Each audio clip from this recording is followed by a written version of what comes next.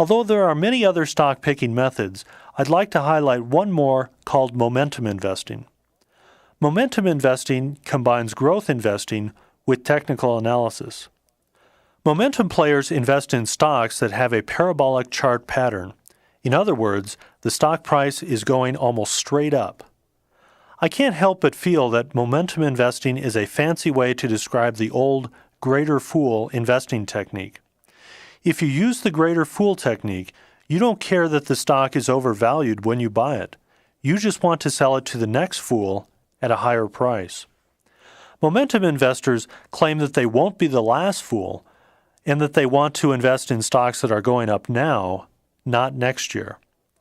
Fair enough, but if you trade stocks using momentum techniques, you need stocks that have plenty of liquidity, and you've got to stay glued to your computer screen because when the music stops, you'll need to get out of the stock in a hurry. There are plenty of ways to make money in stocks, and there are plenty of ways to lose money in stocks, but of the various ways to invest, I'd have to say that fundamental analysis has the best prospects for yielding success. But don't forget that it's still tough to beat the market. If you look at a company and find that it has good growth prospects and good management, others in the market will also discover this. They'll bid up the stock's price, so all of your research may not give you the edge that you think that it might. Instead of spending your time trying to beat the market, I'd suggest that you invest your time finding ways to reduce your tax liability. Even the most successful stock pickers have only beaten market averages by a few percent, and even random stock selections have beaten the market just as often. Since taxes eat up about a third of your profits, trying to beat the IRS instead of trying to beat the market generally proves more profitable. You can, however, beat market averages simply by accepting more risk. Peter Lynch is a good example of this. Peter Lynch is one of the most famous mutual fund managers around. He ran the Fidelity Magellan Fund from 1977 to 1990.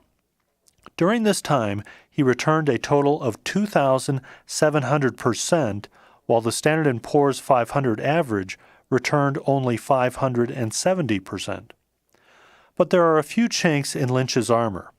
First, during the early years of Lynch's management, when Lynch racked up his biggest gains, the fund was small, was closed to outside investors, and most of the money was provided by Fidelity's owners and employees. Second, Lynch invested in risky stocks. At one point, when Chrysler was on the verge of bankruptcy, Lynch invested the largest amount legally possible in the automaker. Was this shrewd investing or simply risky investing? Or perhaps both? The market crash of 1987 also showed that Lynch's Magellan Fund was investing in risky stocks. On Black Monday, the Dow Jones Industrial Average dropped 23%, while the Magellan Fund dropped 32%.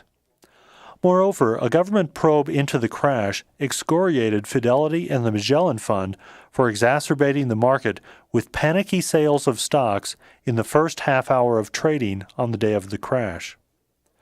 Don't get me wrong, risk has its place in anyone's portfolio. Just don't assume that beating market averages is evidence of superior investing skills. Maybe it only shows that the fund is lucky or risky.